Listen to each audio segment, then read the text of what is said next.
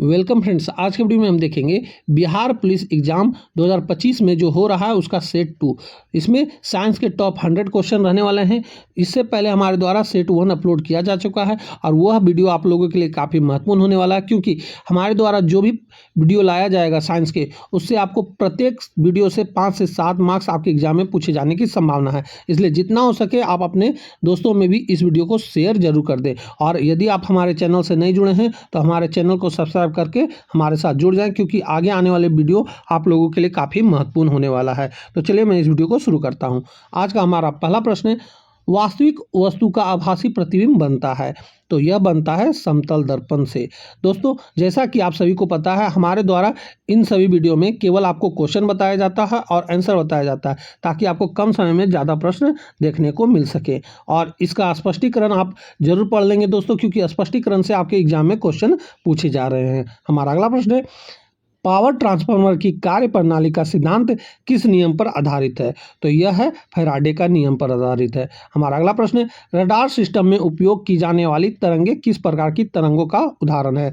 तो यह उदाहरण है सूक्ष्म तरंगे का। हमारा अगला प्रश्न है, एक उड़ते हुए चक्के की प्रति सेकेंड घूर्णन किससे मापी जाती है। तो यह मापा जाता है स्ट्रोबोस्कोप के द्वारा। हमारा अगला प्रश्न है, सूर्य पर ऊर्जा का निर्माण कैसे होता है। तो यह होता है नाभिकीय संलयन के द्वारा। हमारा अगला प्रश्न है, हाइड्रोजन बम निम्न में से किस पर आधारित है। तो यह आधारित है नाभिकीय संलयन पर। हमारा अगला प्रश्न है, कुलीज नलिका का प्रयोग क्या उत्पन्न करने के लिए किया जाता है। तो यह किया जाता है एक्स किरण के लिए। हमारा अगला प्रश्न है, किस यंत्र के द्वारा सौर ऊर्जा को विद्युत ऊर्जा में रूपांतरित किया जाता है। तो यह है फोटोवोल्टिक सेल। हमारा अगला प्रश्न है, वॉशिंग मशीन किस सिद्धांत पर कार्य करता है। तो यह कार्य करता है अपकेंद्रीय सिद्धांत पर। दोस्तों, ये सारे के सारे प्रश्न आपके एग्जाम में पूछे जाने की बहुत ज़्यादा संभावना है, क्योंकि हमारे द्वारा जो भी वीडियो आप लोगों को बताया जाएगा उससे 5 से 7 मार्क्स आपके एग्जाम में पूछे जाएंगे। और टोटल यदि आप 10 सेट देख लेते हैं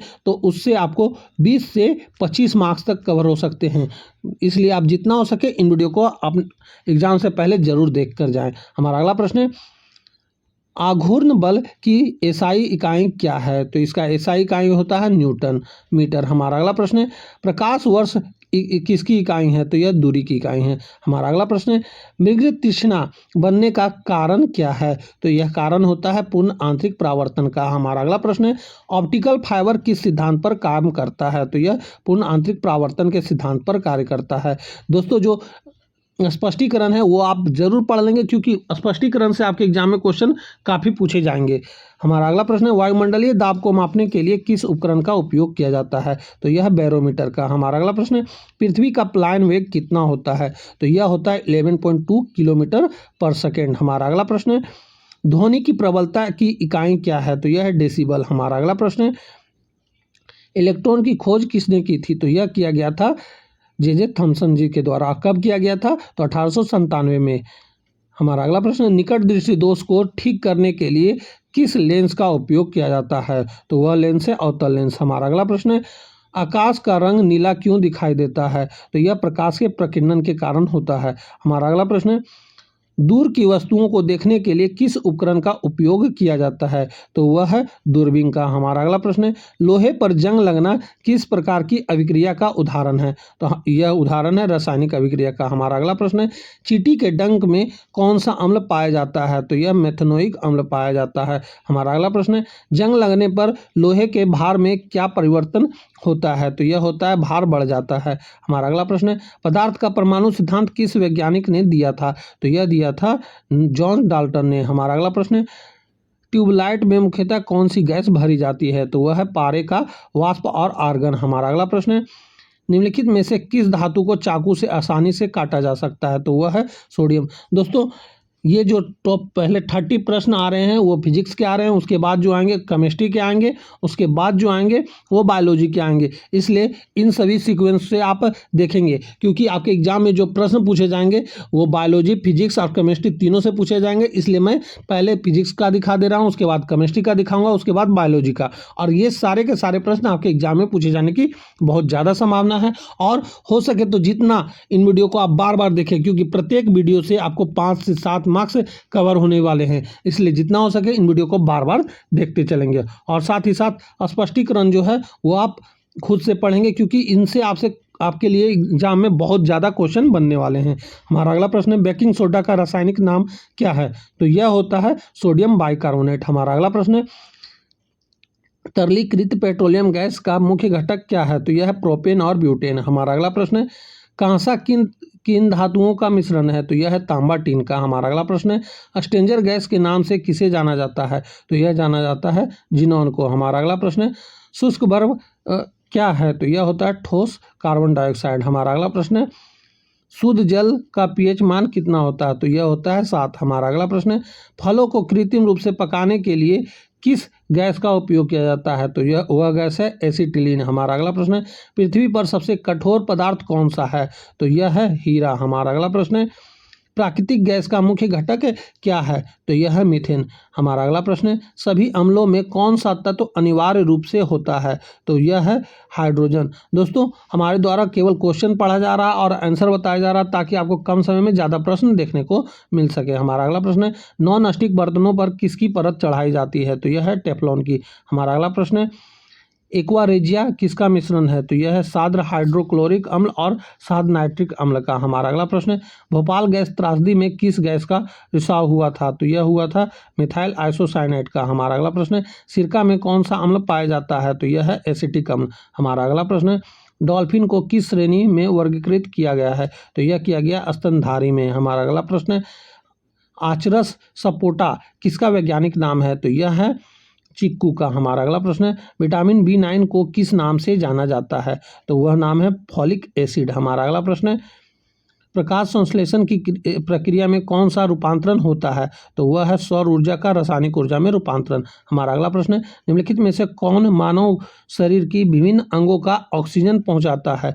तो वह है लाल रक्त कणिकाएं यानी RBC। हमारा अगला प्रश्न है, पाचन के बाद प्रोटीन किस में परिवर्तित हो जाता है? तो यह होता है अमीनो अम्ल में। हमारा अगला प्रश्न है, एक जीन एक एंजाइम सिद्धांत किसने प्रतिपादित किया था? तो यह विल्डन और टेटम ने दिया था। हमारा अगला प्रश्न है, आधुनिक अनुवांशिकी का जनक किसे माना जाता है? तो यह माना जाता है ग्रेगर और मेडल को। हमारा अगला प्रश्न है, वह गुणसूत्र जो मनुष्यों में लिंग का निर्धारित करता है उसे लिंग गुणसूत्र कहते हैं, अन्य गुणसूत्रों को क्या कहते हैं? तो यह कहा जाता है ऑटोसोम। हमारा अगला प्रश्न है, दोस्तों जो स्पष्टीकरण है ये आप खुद से पढ़ेंगे, क्योंकि स्पष्टीकरण से आपके एग्जाम में क्वेश्चन पूछे जाएंगे। हमारा अगला प्रश्न है, निम्नलिखित में से कौन सी बीमारी अनुवांशिक है? तो यह है हीमोफीलिया। हमारा अगला प्रश्न है, कोशिका का पावर हाउस किसे कहा जाता है? तो यह कहा जाता है माइटोकॉन्ड्रिया को।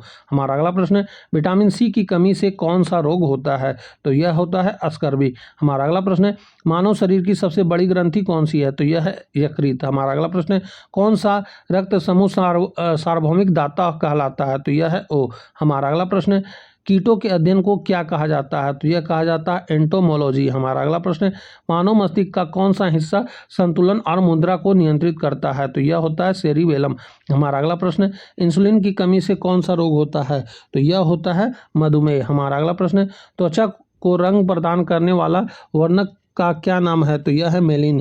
दोस्तों, ये इस वीडियो से आपको एग्जाम में लगभग 5 से 7 प्रश्न पूछे जाएंगे, इसलिए जितना हो सके अपने दोस्तों में भी इस वीडियो को शेयर जरूर कर दें। अब हम चलते हैं अगले प्रश्न की ओर। हमारा अगला प्रश्न है, मानव शरीर की सबसे लंबी हड्डी कौन सी है? तो यह है फीमर यानी जांघ की हड्डी। हमारा अगला प्रश्न है, किसान का मित्र किस जीव को कहा जाता है? तो यह कहा जाता है केचुआ को। हमारा अगला प्रश्न है, रक्त में प्लेटलेट्स का क्या कार्य है? तो यह होता है रक्त का थक्का बनना। हमारा अगला प्रश्न है, पेनिसिलिन की खोज किसने की थी? तो यह किया गया था अलेक्जेंडर फ्लेमिंग के द्वारा। हमारा अगला प्रश्न है, ओजोन परत का मुख्य कार्य क्या है? तो इसका कार्य होता है सूर्य की हानिकारक परावैंगनिक किरणों के से बचाना। हमारा अगला प्रश्न है, मानव शरीर की सबसे छोटी हड्डी कहाँ पाई जाती है? तो यह पाया जाता है कान में। हमारा अगला प्रश्न है, जीव विज्ञान का जनक किसे माना जाता है? तो यह माना जाता है अरस्तु को। हमारा अगला प्रश्न है, दूध की शुद्धता मापने के लिए किस यंत्र का उपयोग किया जाता है? तो यह किया जाता है लेक्टोमीटर का। हमारा अगला प्रश्न है, भूकंप के अध्ययन को क्या कहते हैं? तो यह कहा जाता है सिस्मोलॉजी। हमारा अगला प्रश्न है, ग्रीन हाउस प्रभाव के लिए मुख्य रूप से कौन सी गैस जिम्मेदार है? तो यह होता है कार्बन डाइऑक्साइड। हमारा अगला प्रश्न है, टेलीफोन का आविष्कार किसने किया था? तो यह किया गया था अलेक्जेंडर ग्राहम बेल द्वारा। हमारा अगला प्रश्न है, किस ग्रह को लाल ग्रह कहा जाता है? तो मंगल ग्रह को लाल ग्रह कहा जाता है। हमारा अगला प्रश्न है, विटामिन सी का रासायनिक नाम क्या है? तो इसका रासायनिक नाम होता है एस्कॉर्बिक एसिड। हमारा अगला प्रश्न है, कोशिका विभाजन की प्रक्रिया को क्या कहते हैं? तो यह कहा जाता है माइटोसिस और मियोसिस, यानी समसूत्री विभाजन और अर्धसूत्री विभाजन। हमारा अगला प्रश्न है, दंत चिकित्सक किस दर्पण का उपयोग करते हैं? तो यह करते हैं अवतल दर्पण का। हमारा अगला प्रश्न है, जल का रासायनिक सूत्र क्या होता है? तो यह होता है H2O। हमारा अगला प्रश्न है, किस बीमारी को हाइड्रोफोबिया यानी पानी से डर भी कहा जाता है? तो यह कहा जाता है रेबीज को। हमारा अगला प्रश्न है, बायोगैस का मुख्य घटक क्या है? तो यह होता है मीथेन। हमारा अगला प्रश्न है, मानव रक्त का पीएच मान लगभग कितना होता है? तो यह होता है 7.4। हमारा अगला प्रश्न है, सापेक्षता का सिद्धांत किसने प्रतिपादित किया था? तो अल्बर्ट आइंस्टीन के द्वारा यह किया गया था। हमारा अगला प्रश्न है, समुद्र तल पर पानी का क्वथनांक कितना होता है? तो यह 100 डिग्री सेंटीग्रेड होता है। हमारा अगला प्रश्न है, कवक के अध्ययन को क्या कहा जाता है? तो यह कहा जाता है माइकोलॉजी। हमारा अगला प्रश्न है, मोती का मुख्य घटक क्या है? तो यह होता है कैल्शियम कार्बोनेट। हमारा अगला प्रश्न है, बिजली के बल्ब में कौन सी गैस भरी जाती है? तो यह भरा जाता है आर्गन। दोस्तों, कैल्शियम कार्बोनेट का आप सूत्र याद रखेंगे CaCO3। इससे आपके एग्जाम में क्वेश्चन पूछे जाने की बहुत ज़्यादा संभावना है। हमारा अगला प्रश्न है, पक्षियों के अध्ययन को क्या कहा जाता है? तो यह कहा जाता है ऑर्निथोलॉजी। हमारा अगला प्रश्न है, मेडल ने अपने प्रयोग के लिए किस पौधे को चुना था? तो यह मटर के पौधे को चुना था। हमारा अगला प्रश्न है, मानव शरीर में मांसपेशियों की संख्या लगभग कितनी होती है? तो यह होती है 639। हमारा अगला प्रश्न है, DNA की द्विकुंडली संरचना किसने दी थी? तो यह दिया गया था वाटसन और क्रिक के द्वारा। हमारा अगला प्रश्न है, नींबू में कौन सा विटामिन प्रचुर मात्रा में पाया जाता है? तो यह पाया जाता है विटामिन C। हमारा अगला प्रश्न है, पौधों की पत्तियों का हरा रंग किसके कारण होता है? तो यह होता है क्लोरोफिल के कारण। हमारा अगला प्रश्न है, आत्मघाती थैली किसे कहा जाता है? तो यह कहा जाता है लाइजोसोम को। हमारा अगला प्रश्न है, आवर्त सारणी का जनक किसे कहा जाता है? तो यह कहा जाता है दिमित्री मेंडलीव को। हमारा अगला प्रश्न है, आवृत्ति की SI इकाई क्या है? तो यह होती है हर्ट्ज। हमारा अगला प्रश्न है, सोने का रासायनिक प्रतीक क्या है? तो यह होता है AU। हमारा अगला प्रश्न है, ठोस से सीधे गैस में बदलने की प्रक्रिया को क्या कहते हैं? तो यह कहा जाता है ऊर्ध्वपातन। हमारा अगला प्रश्न है, कौन सी धातु कमरे के तापमान पर तरल अवस्था में होती है? तो यह होती है पारा। हमारा अगला प्रश्न है, वायु में ध्वनि की गति लगभग कितनी होती है? तो यह होती है 332 मीटर पर सेकेंड। हमारा अगला प्रश्न है, कौन सा विटामिन रक्त का थक्का जमने में मदद करता है? तो वह विटामिन है विटामिन K। हमारा अगला प्रश्न है, हमारे सौरमंडल का सबसे बड़ा ग्रह कौन सा है? तो यह है बृहस्पति। हमारा अगला प्रश्न है, मलेरिया रोग किस परजीवी के कारण होता है? तो यह होता है प्लाज्मोडियम के कारण। हमारा अगला प्रश्न है, गोबर गैस में मुख्य रूप से क्या पाया जाता है? तो यह पाया जाता है मीथेन। हमारा अगला प्रश्न है, मानव शरीर में गुणसूत्रों की संख्या कितनी होती है? तो यह होती है 46, यानी 23 जोड़ में। तो दोस्तों, यहीं पे हमारा यह वीडियो समाप्त होता है। इसमें हमारे द्वारा टोटल 100 क्वेश्चन अपलोड किए गए हैं, जो कि आपके एग्जाम के लिए काफ़ी महत्वपूर्ण होने वाले हैं। इसलिए जितना हो सके इस वीडियो को आप देखें और अपने दोस्तों में भी इस वीडियो को शेयर जरूर कर दें। तो अब हम आपसे मिलेंगे अगली वीडियो में। तब तक के लिए जय हिंद, वंदे मातरम।